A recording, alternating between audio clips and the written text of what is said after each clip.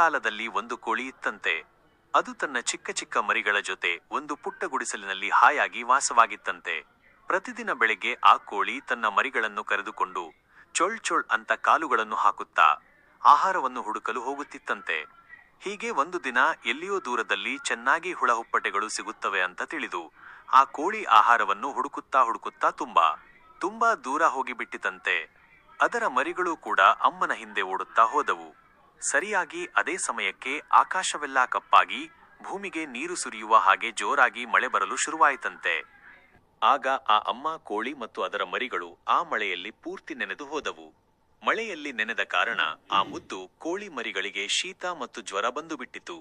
ಆಗ ಆ ಅಮ್ಮ ಕೋಳಿಗೆ ಏನು ಮಾಡಬೇಕೆಂದು ತೋಚದೆ ಬಹಳ ದುಃಖವಾಯಿತು. ತನ್ನ ಕಂದಮ್ಮಗಳು ನೋವು ಪಡುತ್ತಿರುವುದನ್ನು ನೋಡಿ ಆ ತಾಯಿ ಯೋಚನೆ ಮಾಡಲು ಶುರು ಮಾಡಿದಳು.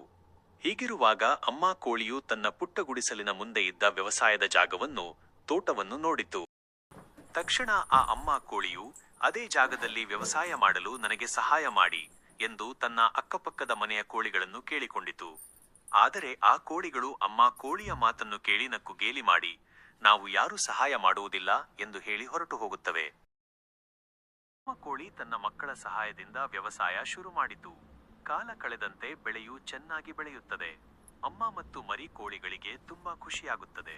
ಇದನ್ನ ನೋಡಿದ ಅಕ್ಕಪಕ್ಕದ ಮನೆಯ ಕೋಳಿಗಳು ಆಶ್ಚರ್ಯವಾಗಿ ನೋಡುತ್ತಾ ನಿಂತು ಬಿಡುತ್ತವೆ.